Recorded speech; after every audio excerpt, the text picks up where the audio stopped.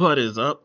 This is the Up Watching Why podcast. I'm your host, Ski Mask Murphy, and yeah, it's things have been a little spotty. Life is life, and work has been working. It's been tough and rough, but I'm still gonna come back here and bring you guys the content that you guys want, need, and deserve. And this episode, I'm a cut straight through it. You know, I'm not recording as late. I would normally try to record on this Saturday. I'm recording right now. It's 3 minutes 40 seconds left in Colorado versus UCF. Am I on the Colorado bandwagon? No. But are they entertaining? Yes. They're Dion has made them must-watch TV. Coach Prime has invented something very different that has not come along for a very long time since Pete Carroll walked into USC. But not here to talk about that. Nor am I here to talk about how my Michigan Wolverines survived the battle for the Little Brown Jug. One of probably one of the most weird trophies there is in college football because it's not even a trophy. It's just a water jug that was left after a football game. Literally. Hey, you can go to the history of that. You can look that up if you want to, but I'm here to make my third recording about probably the ultimate story of college football this week, and probably all around. I mean, you have House versus the NCAA, but I think what's currently happened, is more of a cut through of all the legal whatever mess and just straight into the zeitgeist, and that is the one Matthew Sluka versus UNLV. And if you don't know, need to know. If you haven't listened to the other episodes, Matthew Sluka is was was the quarterback for the UNLV football program. If you're how can I put this? UNLV, given how they performed last season, I'm looking at it right now. I'm pretty sure last season they were an 8-9 win team. Yes, 9 win team, and I mean a straight up 9 win team. In terms of they had 9 wins, 5 losses. Two of those losses was to Boise State in the Mountain West Conference Championship game and to Kansas in their bowl game. So this is a true pure 9 win team last season. So you're a 9 win team who makes your conference championship game. What do you think you're looking forward to in 2024? What is the push you're going to try to make? And that is to make it into the college football playoff. You now know, hey, last season we were good.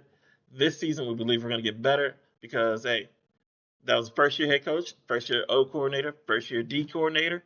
Now you guys are in your second year. You're bringing back most of the team you had last year, and now you're ready to go. Even in the preseason, you're second in the Mountain West media poll, which you're second. You're only behind Boise State, which is who you lost to in the conference championship last season. So you have legitimate, you know, playoff contention in your eyes now that we're at 12. So let's start there. Let's start there, just basically with the program. Let's start there. So if you have a program like that, what are you going to try to do? You're going to try to build it up. You're going to try to get a few key pieces to get some things going. And easily, one of those few key pieces is going to be the most obvious position. You're going to want to find a quarterback. And the quarterback UNLV found and decidedly settled on, well, not fully settled on, but I would say they found two quarterbacks to come in and compete for the job. And one of them being Matthew Sluka, and the other one I do not want to mess up his name, so I'm trying to find it as I speak. As they are currently up 31-0 on Fresno as I'm looking. The other quarterback they brought in is his name. No, that is not him. I believe. Yep. Haj Malik Williams. Also, similar quarterback to Matthew Sluka. As a running quarterback, he spent, let me see, how many? Yeah. He spent 5 years at Campbell. Matthew Sluka spent 4 years at Holy Cross. So, what you have here is they brought in two quarterbacks, basically maybe to compete for the job this year, maybe redshirt one for next year. You know, to be like the guy doesn't make me like, hey, you're still good. We're gonna line you up for next year. You're gonna be the guy so we can keep this gravy train running to an extent. So, but the big thing that happened was Matthew Sluka. Let's see, what was that? Was that? Yeah, it was Tuesday night because it was after I was done speaking on RCFB talk, or was it? Hmm, or maybe it was Wednesday. Well, technically Wednesday morning, Eastern Standard Time, 12:30, 12, yeah, 11:30 at basically in the middle of the night when most people on the East Coast are asleep. He announces, "Hey, I'm leaving UNLV. I'm registering myself because NIL promises were not kept," which now has led to a very endless onslaught, really, of he said, she said. Oh, his agent wasn't registered in the state of Nevada, but it's like, hey, he's from New York. He's from New York, and Holy Cross is in New York, I believe. Well, it's in Massachusetts. All right. So, not too far of a shot away from him going back home to Long Island in New York, which he attended high school in New York and New Jersey. So, really, still over there. So, an agent's representing a guy who lives in the East Coast, agent's registered in the East Coast. The guy decides he wants to go to Nevada. They want one state short of being all the way across the country. Maybe literally a 90-minute flight. Well, I think it's a 45-minute flight from being in LA to literally being all the way across the country. Why would he not be registered in there? Who knows? Who knows why? And they're saying, well, he only got there in July, yada, yada, yada. All this he said, she said is boiling down. Honestly, I'm going to boil it down to one simple thing. So we were talking about all the scenarios here, that who's telling the truth, who's on that. This all boils down to one simple thing. One simple thing that can clear the air, in my opinion, which, hey, leave a comment on Apple Podcasts. I believe you can leave comments there on Spotify. Leave a comment. Even on the YouTube with this video, leave a comment. Because I'm pretty sure you're going to agree with what I'm about to say. This all boils down to one simple thing, which, when I say it, you will agree it's crazy. When you boil it down to the most simple concept, that is a team looking to compete for the playoffs and could viably compete to be in the playoffs, college football playoffs, decided they are not going to pay their quarterback. Plain and simple. That is the most simple as you can keep it, right? UNLV said we are not going to pay our starting quarterback. Like, I mean, I'm making it simple. Like, think of how insane that sounds. And apparently, he was promised $100,000, which, given some things that I know with a few contacts I've made over the course of my life in the past few years as well, knowing some of the under the table stuff that happens, $100,000 for a QB in his position to be promised coming in sounds fairly within the range of what I could expect. Maybe a little bit higher, but also UNLV, if you guys don't know what it's short for, is the University of Nevada in Las Vegas. So the big part of that is Las Vegas, in that, hey, I expect there to be a decent amount of boosters who can give a decent amount of money to make that happen through their NIL collective. So 100K does not sound too crazy for bringing him in which people are saying, oh, he didn't have anything in signing, yada, yada, yada, which, even though things are still up in the air, and it's, I mean, you can Google search, but these aren't easy Google searches. I was able to completely find it, what exactly the NIL statutes are in the state of Nevada, because even though there was a temporary in judgment from federal courts saying that the NCAA putting a ban on athletes being able to sign NIL agreements before they are enrolled at the school. Even though the NCAA said you can't enforce that, the states can still enforce it. Which, if Nevada, that's still true. Matthew Sluka was finishing out his degree at Holy Cross. So he's technically still a student at another university until optimally middle May, early June.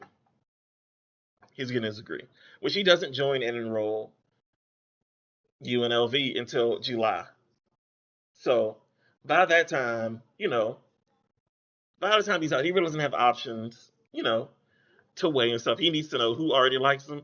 He can't keep fishing around because, as we know, the transfer portal stuff happens quickly, and you sort of left with what you can get. And extent, you got to see who has space, all kinds of things, and can at least give you a scholarship. So he joins the team in July. Apparently, the NIL collective gave him $3,000 to help with this move, and they were also going. The NIL collective was going to negotiate. Hey, we're also going to give you three more $1,000 each month of this season, which in total meant UNLV thought they were going to pay their starting quarterback $12,000 for the whole season. Like, does that not sound insane to anybody but me? Like, you thought a starting quarterback for a program that believes they're going to contend for a playoff spot thinks, hey, we're bringing a starting quarterback who has 4 years of experience, a very good 4 years of experience at the FCS level, which who wants to weigh that however you want to, but he's got, what, 2 playoff seasons at the FCS level? So he's not, it's not a slouching type thing. Like he has, let me see, one, two, I believe. Yeah, he has two wins in the first round of the FCS playoffs. So this is a quarterback who can get it done, who has experience.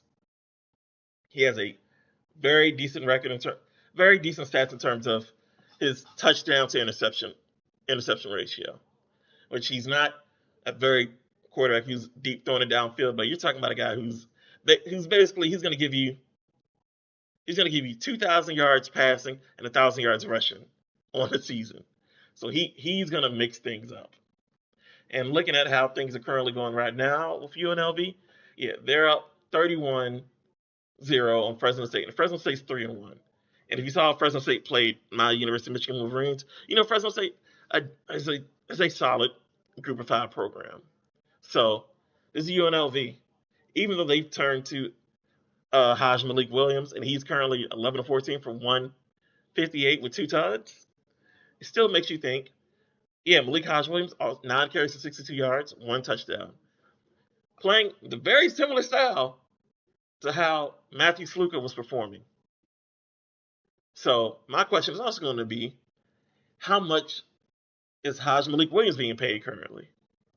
Because if you're a team contending for a playoff spot, you brought in Haj Malik and Matthew both to be like, hey, you guys are coming to compete for the starting spot, and we intend for one of you guys to be the guy this year. If they're not paying either one of them, you know how insane that is? Like, to come off a 9-win season last year, with 2 of your losses being one of them being the bowl game, no one cares. That's the game where you bring in guys to see how you're going to be next season. Which honestly, I'm checking right now. It was probably a close game. If it wasn't a close game, then whatever. Yeah, close game, 49-36 against Kansas. We all saw who Kansas was last year and seeing the expectations for them this year. So very good measuring stick. You got your players out there. Hey, we stack up nicely. We stack up nicely. And the other game is you lost to Boise State. Boise State is Boise State. Boise State is one of the G5 teams.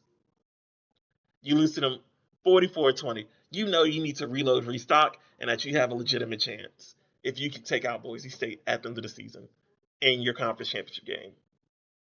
So, if they're not paying either one of their starting quarterbacks, one of the reports came out, which definitely, if it's true, and they can find information that says so, if Matthew Sluka decides to sue and make their emails his property to be in court, shit's gonna fall off the wire for some antitrust Sherman Act shit. Because apparently they're saying the head coach tells the NIL collective, hey, every position group here at UNLV, all players in each position group will be paid the exact same from the NIL collective. Which, why I'm saying that Sherman Act antitrust, Department of Justice is going to come in, because that is literal wage suppression. Literal wage suppression. Which, hey, you may not think that, yeah, this or that, but let me tell you this. All right, me, I work as a civil engineer. If me currently at the stage I'm at working, if my company told me that, hey, you was having, I, man, I'm trying to guess how many years of experience I have total, but I would shoot it, combining my college stuff with my internships, let's just call it a flat 8 right now. A flat 8. My 8 years of civil engineering experience. If they told me that I would be paid the same amount as a person coming straight out of college, that is wage suppression. You know how insane that is? With You're saying that Haj Malik Williams, with 5 years of playing quarterback at the FCS level, and then Matthew Sluka with 4 years of being a starting quarterback at the FCS level, saying both of those two, you can maybe say, hey, we'll pay you even, because Haj Malik Williams may not have the exact same, getting to the playoffs or what have you in the FCS as Matthew did. But saying those two should be paid the exact same amount as the true freshman quarterback who's not going to play, who has no experience. You know how insane that is? That is wage suppression. You have two guys who are proven products at the FCS level, which you can shit on the FCS and say it's not the same as up here, but it's like, no, it's still competitive enough. I mean, look at Shador. Well, Shador Sanders may be a special case, but if you look at enough of these FCS players and seeing the guys who are good down there and seeing how they come up and perform, you know these two guys are not the same as that true freshman. You have that because the coach is doing that because also the way the rules supposed to work out that the coaching staff, and the schools are not supposed to have any direct involvement with what the NIL collective decides to give to a student. They're not supposed to direct things in that way. So you have that as well too. So if the things we put out, if enough of them are true, which the big thing that is true is my big statement. Hey, UNLV said they're not going to pay their starting quarterback as a team who has the resume and also believes they're going to be a contender from getting one of the 5 playoff spots that are given out to conference champions. Decided they're not going to pay their quarterback. That's the big thing here. Everyone's saying Matthew Sluka's quitting on his team. He's not making himself a good image for himself, yada, yada, yada. It's like Matthew Sluka has, it's very tricky because he only has he has 2 years of eligibility left. Why use one of those years to not get money? Honestly, you see how they're saying, oh, he's not committed to the program, yada, yada. Bro, your head coach is not committed to your program in college football. Your head coach will leave if someone offers him more money. So, Matthew Sluka at what? How old is he? Maybe 22 years old?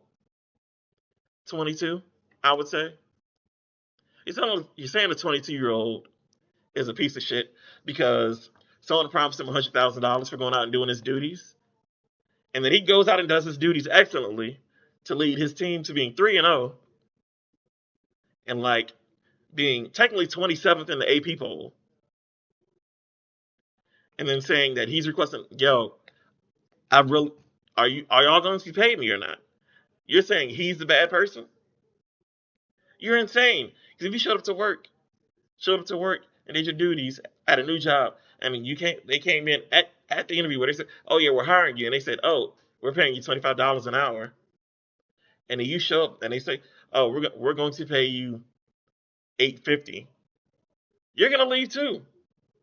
You're going to leave too because you're just going to be like, why would y'all promise me something completely different?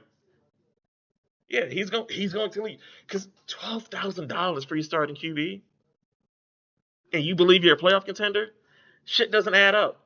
You know what the worst part about it is? Finding out, I don't know if the guy's last name was Palm or if he was involved with the Palms casino.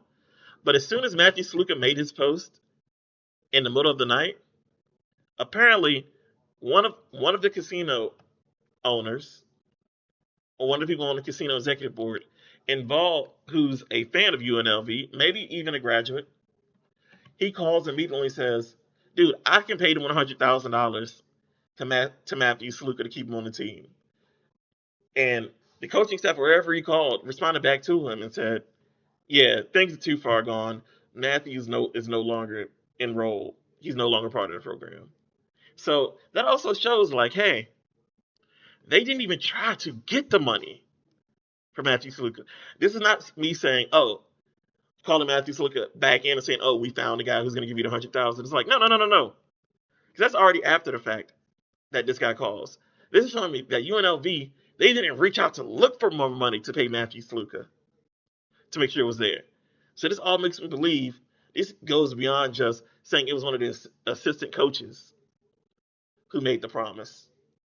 Because in all of this mess, a lot of stuff is looking like UNLV's trying to cover their ass because they told a bunch of lies. Because remember, after Matthew Sluka comes out within the hour, because if you go back and look at the 2 episodes I made, one of the things that came out which caused me to create the second episode was they were saying, oh, Matthew Sluka is leaving because another team offered him more money to enter the transfer portal, which at this point now still seems like a lie.